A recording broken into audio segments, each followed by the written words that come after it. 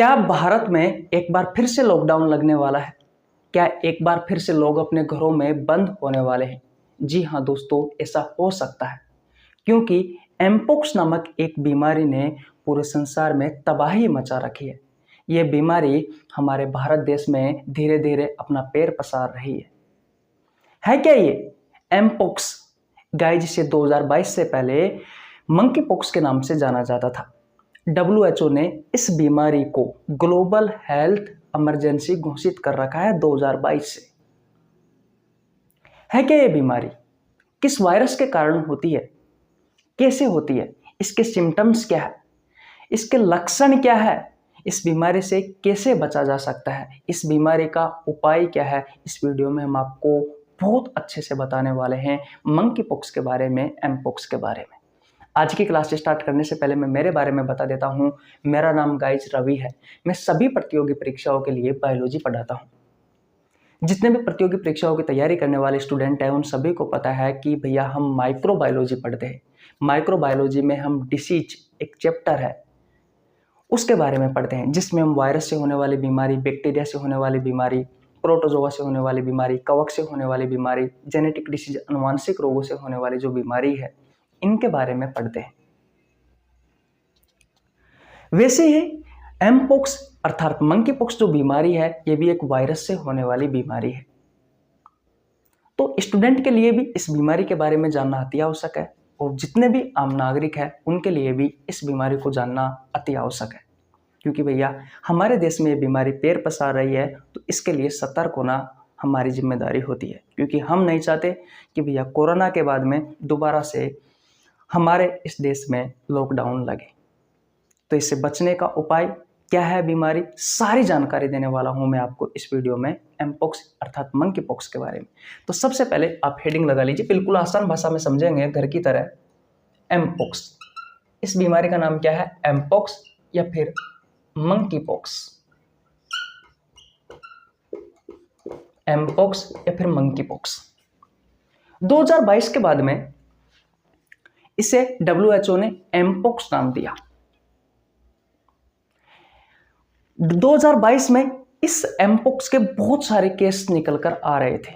सब लोग इसे अलग अलग नामों से पुकार रहे थे, इसलिए WHO ने इसे एमपोक्स नाम दिया। वैसे 2022 से पहले इसे मंकी पॉक्स के नाम से जानते थे। इसका नाम मंकी पॉक्स क्यों पड़ा? क्योंकि भैया 1952 की बात है। 1952 में डेनमार्क में बंदरों में एक वायरस खोजा गया। उस वायरस का नाम है भैया मंकी पॉक्स वायरस। उस वायरस का नाम क्या है? मंकी पॉक्स वायरस है। तो अगर आपसे क्वेश्चन पूछा जाए आपके एग्जाम में कि भैया मंकी पॉक्स वायरस की खोज कब हुई, तो 1952 में हुई थी भैया, डेनमार्क में। बोलो, इतनी बात क्लियर है? सबसे पहले इस मंकी पॉक्स वायरस का जो इफेक्ट है वो 1970 में मानवों में देखा गया। इसमें देखा गया, मानवों में देखा गया, यानी कि हम में देखा गया। बोलो, यहां तक किसी को कोई प्रॉब्लम बिल्कुल नहीं होनी चाहिए। तो अब आपको एक बात तो समझ में आ गई होगी कि ये जो मंकी पॉक्स है, ये जो एमपोक्स है, ये बीमारी वायरस से होने वाली एक बीमारी है। किससे होने वाली है? वायरस से होने वाली एक बीमारी है।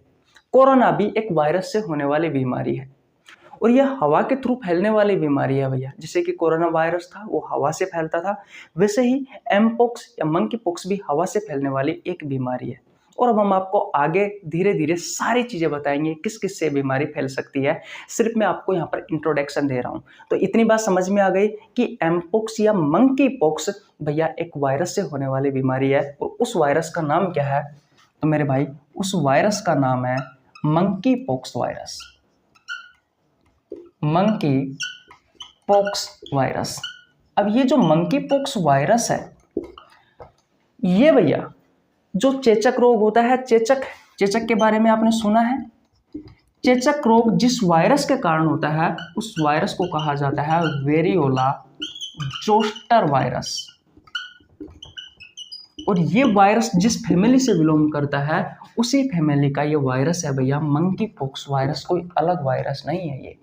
ये वेरियोला जोस्टर वायरस की फैमिली से ही ये बिलोंग करता है, मंकी पॉक्स वायरस। दोनों के लगभग लगभग बहुत सारे सिम्टम्स जो है भैया वो सेम है, आगे हम आपको बताएंगे। इतनी बात क्लियर है? बोलो, यहां तक बात आपको समझ में आई? यहां तक बात आपको समझ में आई? ये किस वायरस से होता है? मंकी पॉक्स वायरस से होता है भैया। कौन? मंकी पॉक्स बीमारी या एमपॉक्स बीमारी। ठीक है, ये जोनेटिक डिसीज है भैया। ये क्या है? ये जोनेटिक डिसीज है। ये क्या है भैया? ये जोनोटिक डिसीज है भैया। ये क्या है? ये जोनोटिक डिसीज है। अब हमारे दिमाग में क्वेश्चन आता है कि भैया ये जोनोटिक डिसीज क्या है? डिसीज का मतलब होता है बीमारी। ऐसी बीमारी जो भैया जानवरों से फैलती है, ऐसी बीमारी को हम कहते हैं जोनोटिक डिसीज। ऐसी बीमारी जो जानवरों से होती है, ऐसी बीमारी को कहते हैं हम जोनोटिक डिसीज। और ये जो एमपॉक्स है, ये जो मंकी पॉक्स बीमारी है भैया, ये मैं आपको बता दूं, ये जानवरों से फैलने वाली बीमारी है। ये बीमारी जानवरों से हमारे शरीर में प्रवेश करती है और हमसे किसी दूसरे इंसान में फैल जाएगी। यानी कि ये बीमारी जानवरों से आई है भैया। किससे आई है? जानवरों से। जानवरों से ये बीमारी पहले इंसानों में आई है और इंसानों से फिर ये बीमारी इंसानों में फैली है भैया। कुछ इस तरीके से ये बीमारी फैलना स्टार्ट हुई है। तो हम कह सकते हैं जो बीमारी जानवरों से फैलती है उस बीमारी को हम जोनोटिक डिसीज कहते हैं भैया। क्या कहते हैं? जोनोटिक डिसीज कहते हैं। क्या कहते हैं भैया? जोनोटिक डिसीज कहते हैं। बोलो, इतनी कहानी आपको समझ में आई या नहीं आई?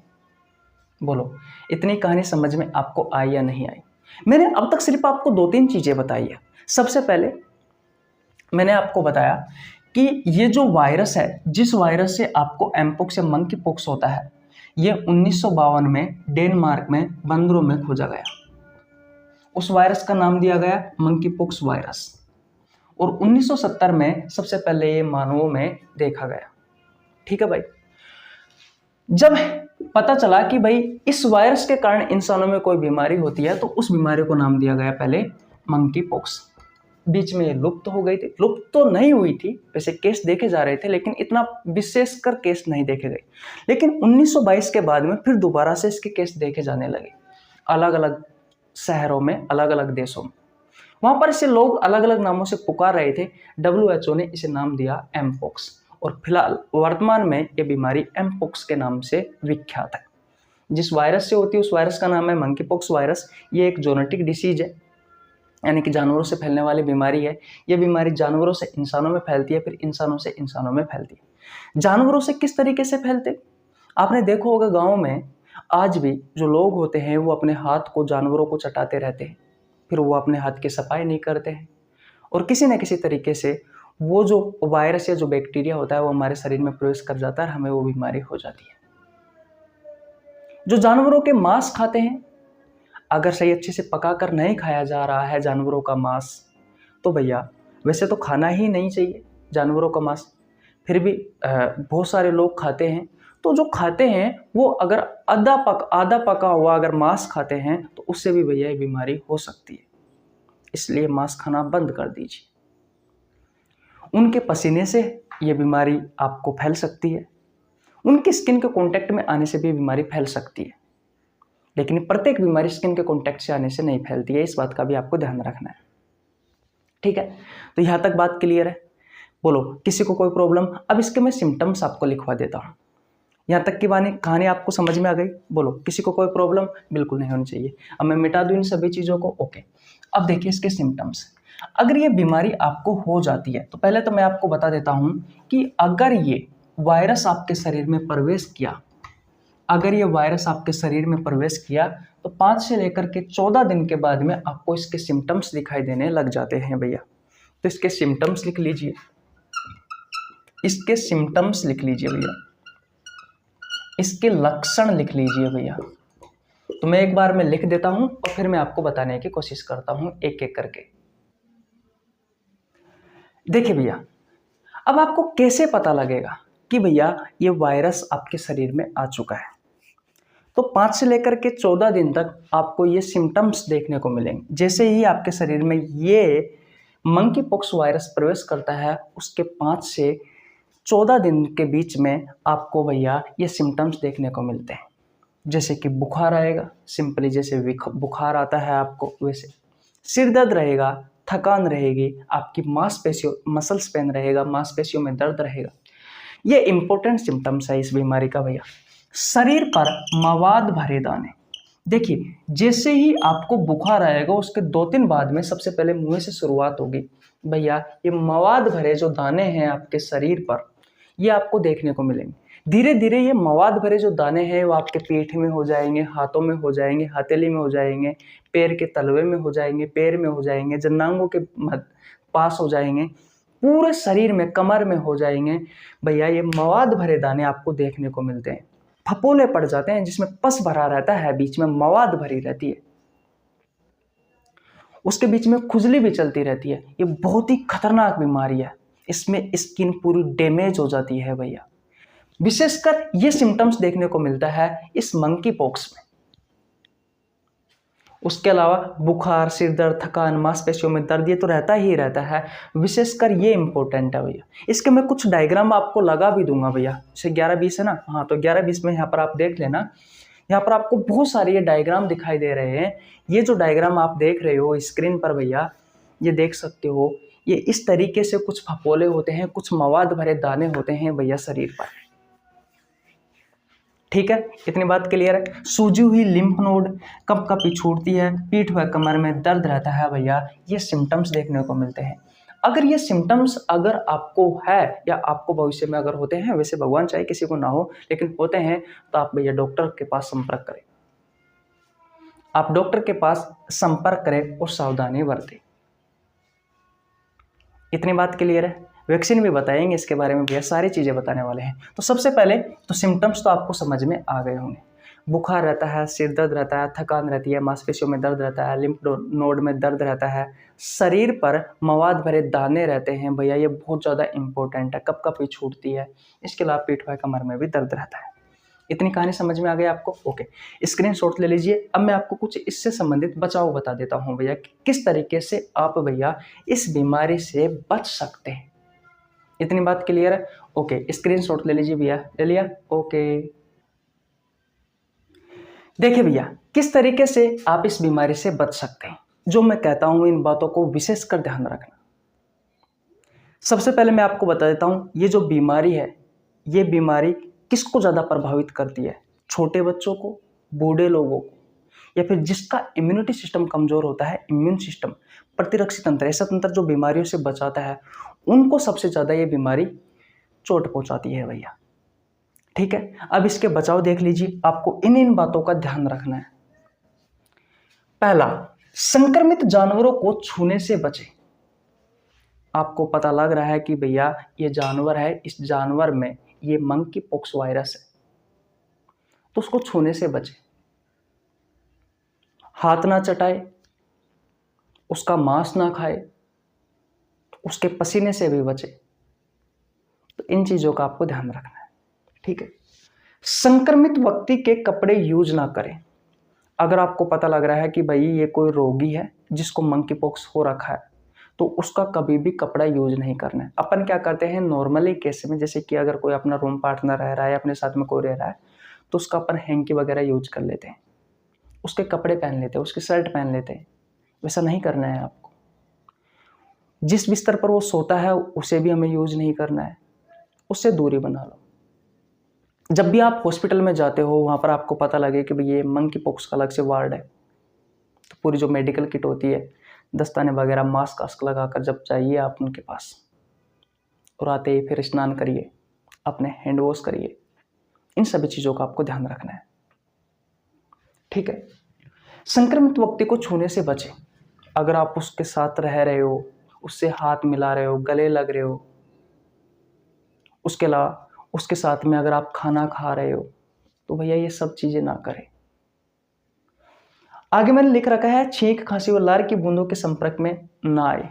अगर आप उसके साथ आमने सामने बैठे हो, वो खांस रहा है, खांसते समय उसके कुछ लार की बूंदें आपके शरीर पे आ जाती है, छींक रहा है, कुछ लेस्मा के कुछ बूंदें आपके शरीर पर आ जाती है, तो इनसे बचे, उसे दूर रहे। क्योंकि इन सब चीज़ों से ये वायरस हमारे शरीर तक पहुंच सकता है। ठीक है। सेक्सुअल इंटरकोर्स, संभोग की क्रिया से बीमारी फैल सकती है, इस बात का भी आपको ध्यान रखना है। संभोग से भी ये बीमारी फैलती है। दूसरी बात, अगर कोई गर्भवती माँ है तो उससे उसके पेट में, उसके गर्भाशय में पल रहा है जो शिशु है, उस शिशु को भी ये बीमारी हो सकती है, इस बात का भी आपको ध्यान रखना है। तो अगर आप इन सभी चीजों का ध्यान रखोगे तो आप भैया मंकी पॉक्स से बच सकते हो। ठीक है। मैं आपको बता दूं, जो स्मॉल पॉक्स है, जिसे आप चेचक कहते हो, इस स्मॉल पॉक्स की जो वैक्सीन लगाई जाती है, अगर आप इस वैक्सीन को लगवाते हो तो भैया ये मंकी पॉक्स में ये जो वैक्सीन है ये 85% काम करती है भैया। कितने परसेंट काम करती है भैया? ये 85% काम करती है भैया ये वैक्सीन इस मंकी पॉक्स में। ये स्मॉल पॉक्स वैक्सीन 85% कारगर साबित होती है। तो आप ये वैक्सीन भी लगवा सकते हो भैया इस मंकी पॉक्स से बचने के लिए। इसके अलावा इस मंकी पॉक्स के भी स्वयं की कुछ वैक्सीन है, आजकल मार्केट में आ गई है, तो वो भी आप लगवा सकते हो। और अगर आपको मैंने जो सिम्टम्स बताए हैं पिछले स्लाइड में, जैसे कि बुखार है, सिर दर्द है, थकान है, मांसपेशियों में दर्द है, लिम्फ नोड्स में सूजन है कि नहीं है, शरीर पर मवाद, जो दाने हैं उनमें मवाद पड़ी हुई है, इसे चकते आपको फफोले दिखाई देते हैं, तो भैया आप डॉक्टर से संपर्क करें। अपने किसी परिवार वाले से के पास ना रहे, एक तरफ अलग से एक कमरे में रह लीजिए। एक कमरे में आप रह सकते हो, अलग से खाना पीना है वो आपको बाहर से मिल जाएगा।